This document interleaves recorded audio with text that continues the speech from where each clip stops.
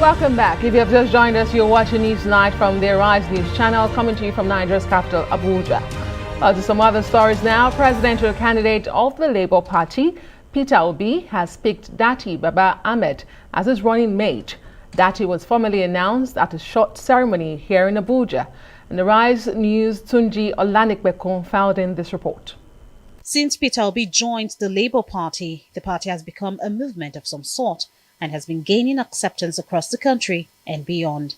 With the deadline for the nomination of running mate closing in, who becomes the joint ticket holder with Obi has been a subject of discussion, but all that has been put to rest with the unveiling of Datti Baba Ahmed as Obi's running mate.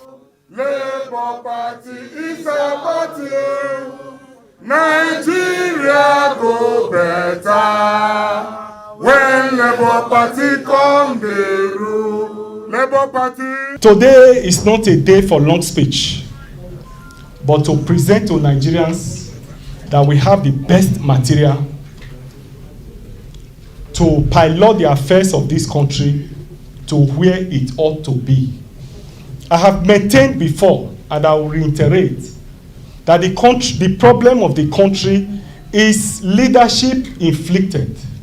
He brings to this mission a great wealth of experience from the background of a private sector to public sector and a global knowledge that will help in our journey of turning around this country. Today, our country is facing so many challenges.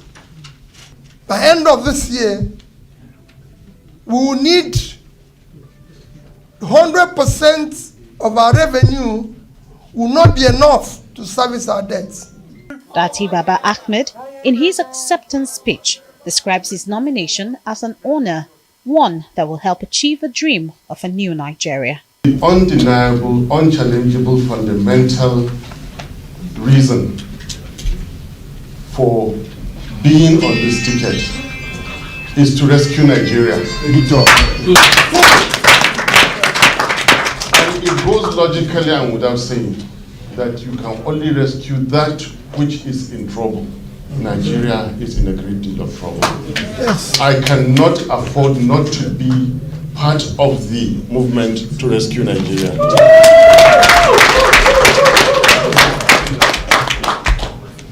The second reason is that I believe in the greatness of Nigeria. I believe there will be peace and prosperity. I believe Nigerian people will unite. With the running mate issue now sorted out, all is set for the party to battle with the APC and the PDP. Yusuf Datti Baba Ahmed was born in 1975.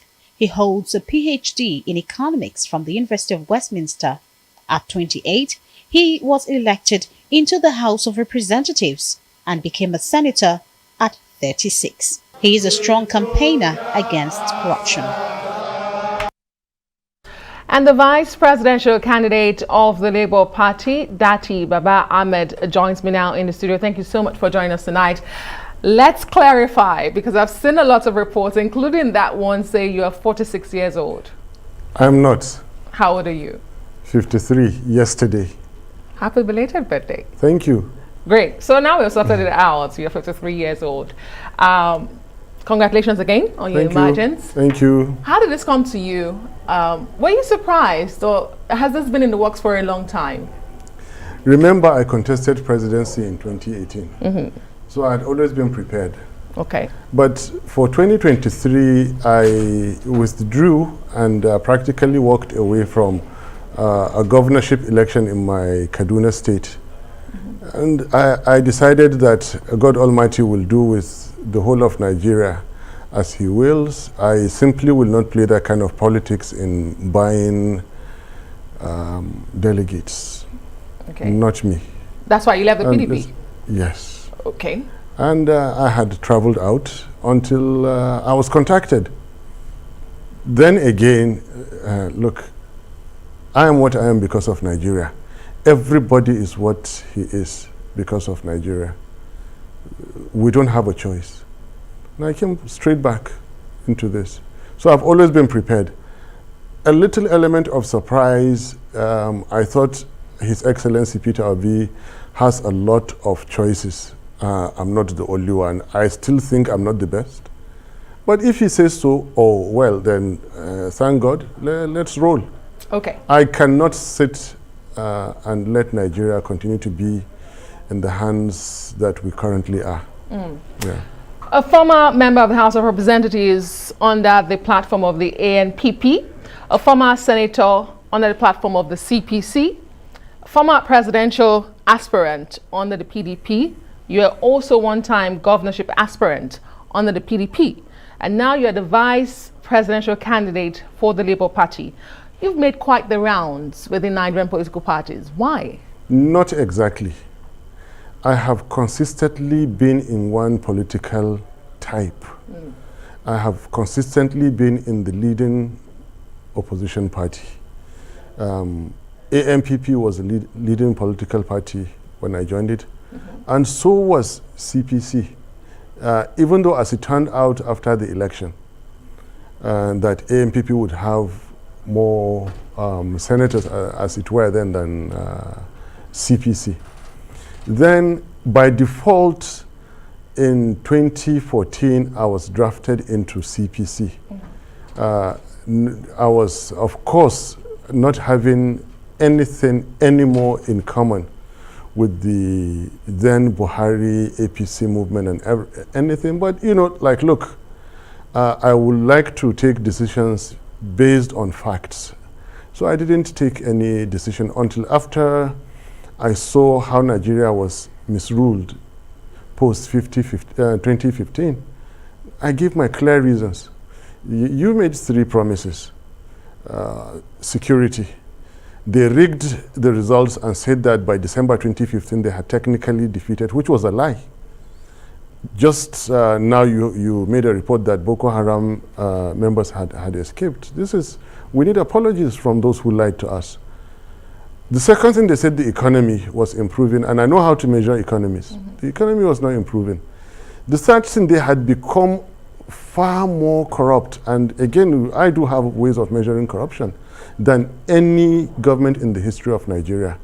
So, you know, with due respect, I quickly withdrew from the then APC that I was meant to be by default. I never cut any card of APC. And then, you know, I moved right back into the, again, leading opposition political party, which again is consistent. Until again it came to a point where delegates were being procured. And I reminded PDP, these are the reasons I joined this great party in the first place. I had made it conditions that if PDP were to hold clean, credible primaries, I would continue to be with it. And that is the only thing that will bring success. It didn't happen. Okay. So the first thing I did was to withdraw from the elections. When they saw that, look, if such a person will not participate in the corrupt ways of nomination, if for any reason he is given any role to play in government, then he is going to be an island. There is no way he will play ball as is played. Therefore, there is no future for me in that party.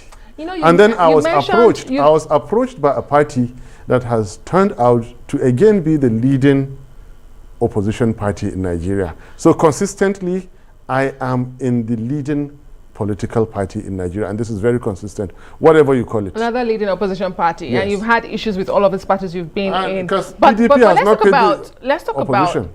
Let's talk about some of the issues you've raised. You talk about corruption, economy, and security, which were the major promises of the ruling or the governing party in 2015. The ruling party, yes. Well, the governing party. As vice president, should Labour Party win, you will be chairing the National Economic Council. You will supervise the economy of Nigeria. In your own opinion, because you say you do know how to measure, in your own opinion, what is responsible for the downward trend of the fortunes of Nigeria at the moment?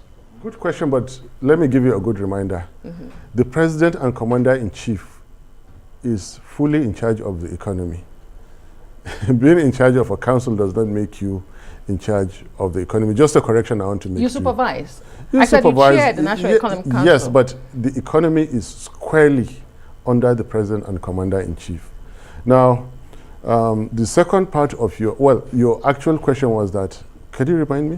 What is responsible for the dwindling fortune of the economy in Nigeria? Mismanagement and corruption. Because, can I start from 2015? Because that is the relevant point.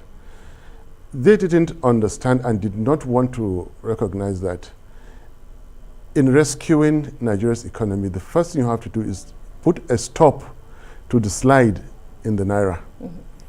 Define naira correctly as officially an appreciating currency. Use that to attract foreign currency into Nigeria. When foreign currency, not investment per se, when foreign currency can come into Nigeria and stay safe, translate into the at the right exchange rate, foreign investors will send. When naira is realized by companies, by individuals of means, they do not have to rush to convert it for safety. You now have a stable currency. The other fundamentals are power. The other fundamentals are Electricity, when you say power. Yes, electricity, sorry, electric power. The other fundamentals, of course, are a sound public service in which money is spent in such a way that results are obtained. That covers everything from the security to everything. What would you say is your economic philosophy? Capitalism, socialism, welfarism, or what? Liberalism. Liberalism. And just to let you know, that era has passed.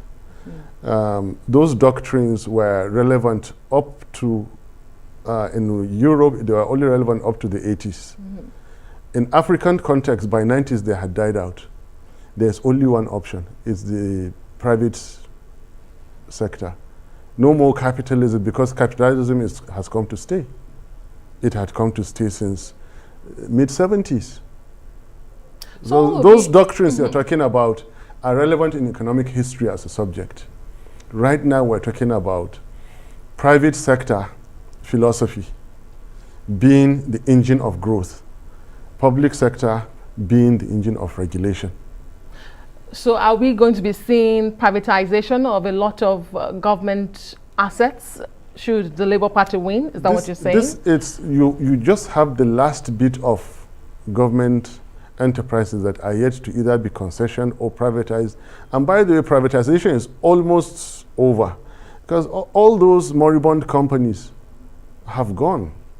Government is no longer, government is struggling to pay, in the case of Nigeria, struggling to pay salaries, struggling to pay debts. How can you even own enterprises or industries or companies? That era is gone. It's a matter of individuals establishing refineries, and thank God you have an individual who is making it, fertilizer plants, airlines, in my own kind of case, a university or two universities, hospitals. We spend money better than when government does. That is the philosophy, no longer capitalism or socialism. That is gone.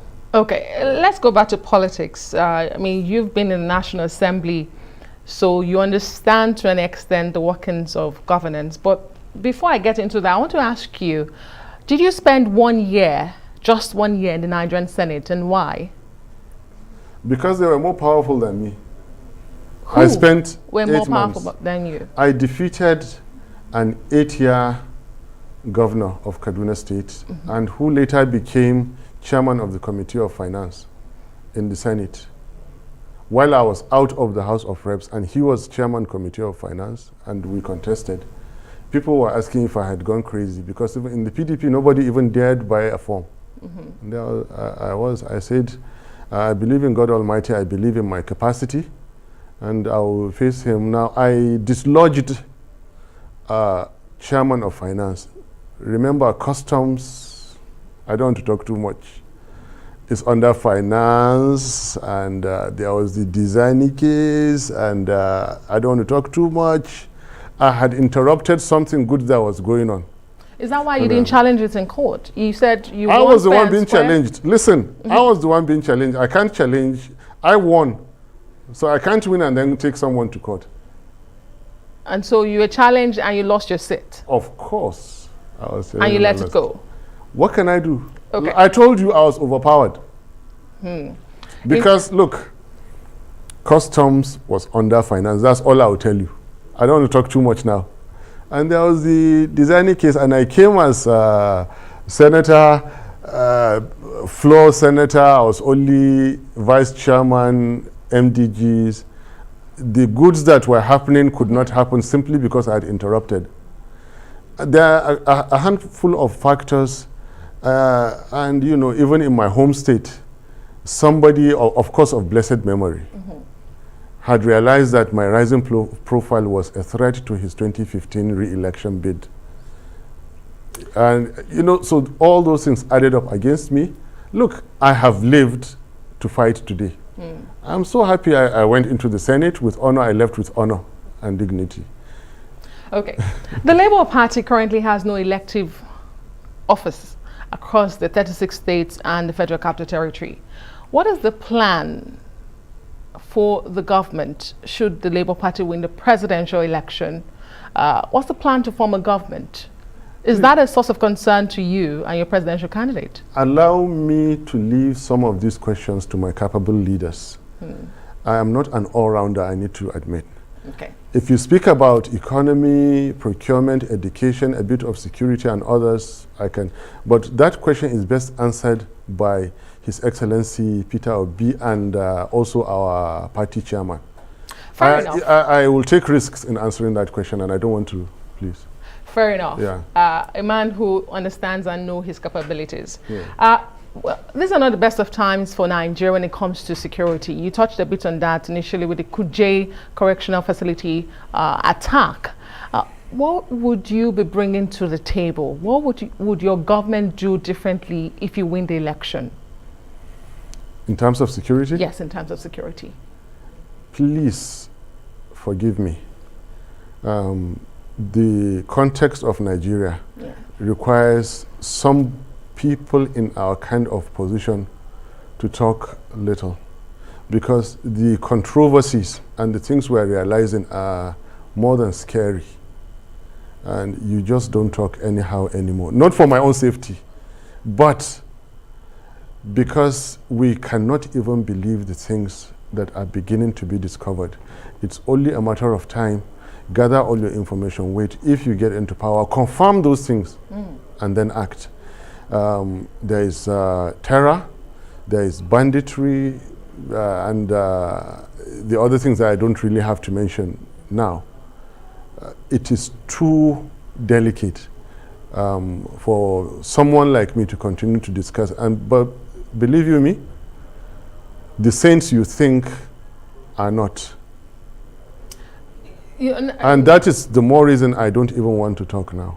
The saints you think are not. Very, very bad things have happened to dear Nigeria. You know, Peter Obi, your presidential candidate or your principal, is enjoying huge followership and is as a result of what some people have referred to as a brand different from the establishment.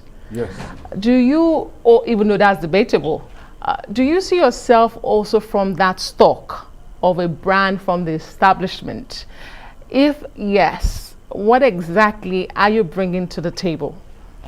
To answer your question, I have always been brand differentiated, right from 2002 when I joined in my constituency.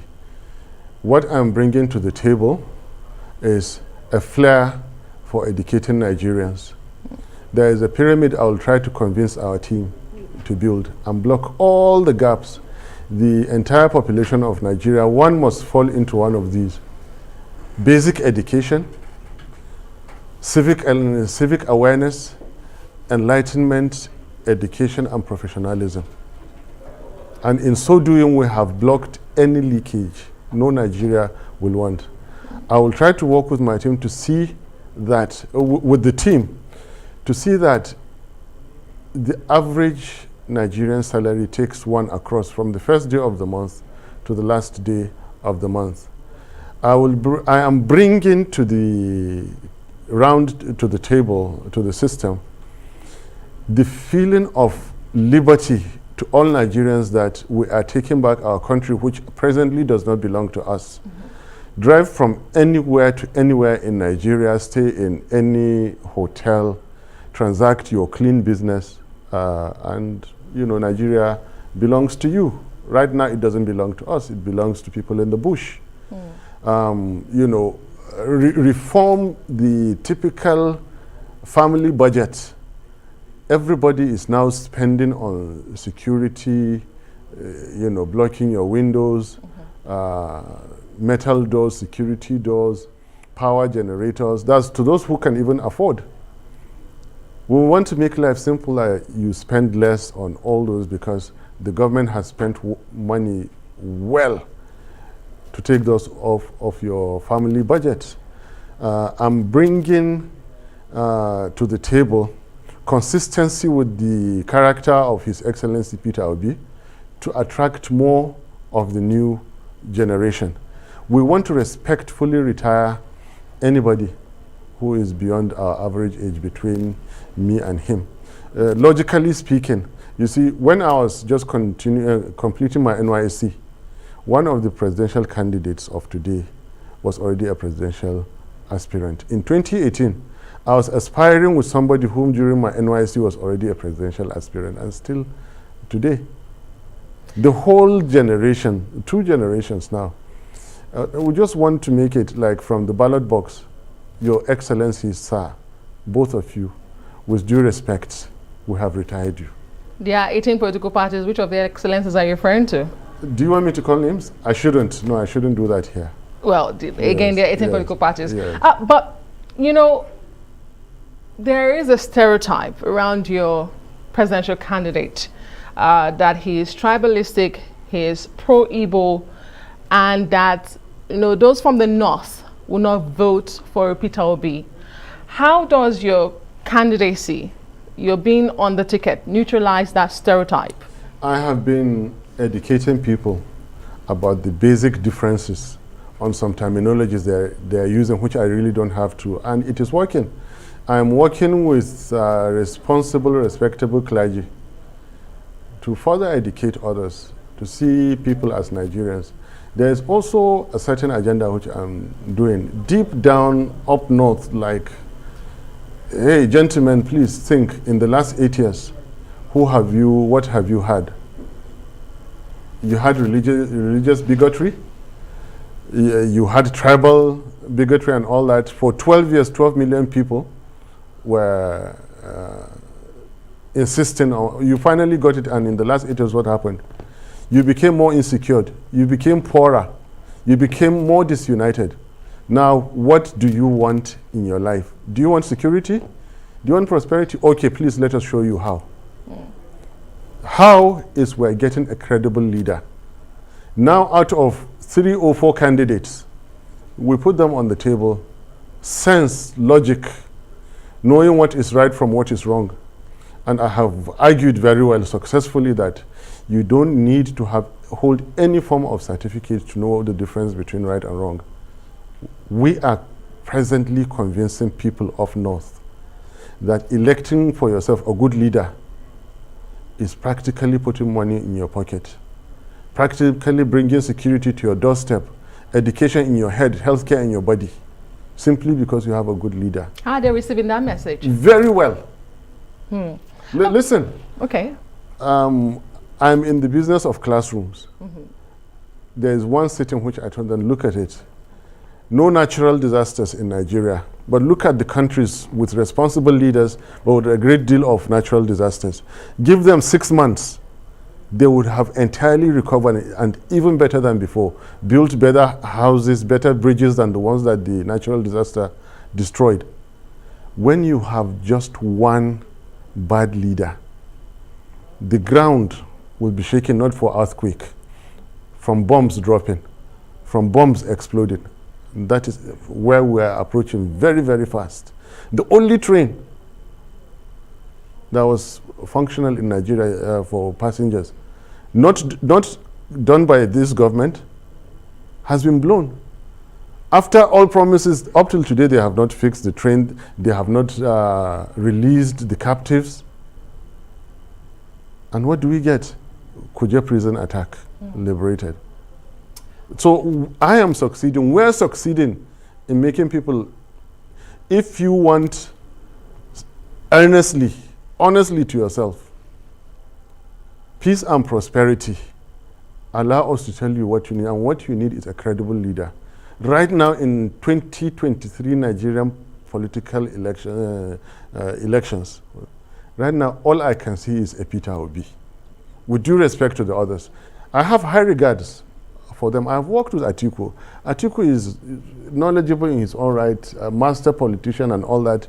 Tinubu is the master politician, but he didn't have to bring a Buhari to Nigeria for 8 years because he wants to be a president. He didn't have to do that. If he was that good, he should have simply taken Nigeria in 2015. Why bring Buhari and all that has happened?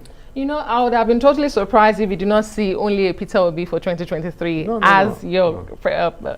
presidential candidate. But let me ask you finally, how would you say that the agitations by Sunday Igboho, for instance, to create a Yoruba nation or a group such as IPOB for cessation in Southeast, before you interrupt me, how would you say that these agitations have been handled so far?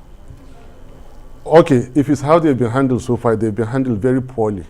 Because if for any reason I had happened to be President Buhari, I would have in 2015 given Ogonaya Onu SGF of Nigeria and tell him, I don't want to hear anything as such. Case closed. But Buhari was such a, I don't want to say it, such a bad leader. Why hold a certain part of this country with disdain? Because they gave you 5%. He said it, so if I repeat it, I'm not wrong. He yielded to the master politician of Nigeria because they funded him on everything. Okay, FRS belongs to you, SGF belongs to you, and he's putting certain kinds of northerners so that by either 19 or 23, he could then draft them as his deputies. This is wrong. Then you asked me how it was handled. I've answered that. Yes. But anything about, look, I am too Nigerian to succumb to answering questions about Tony Igboho and the other gentleman, Kalu. Nnamdi Kalu. I'm too Nigerian to discuss those. My overwhelming interest now by engagement is education.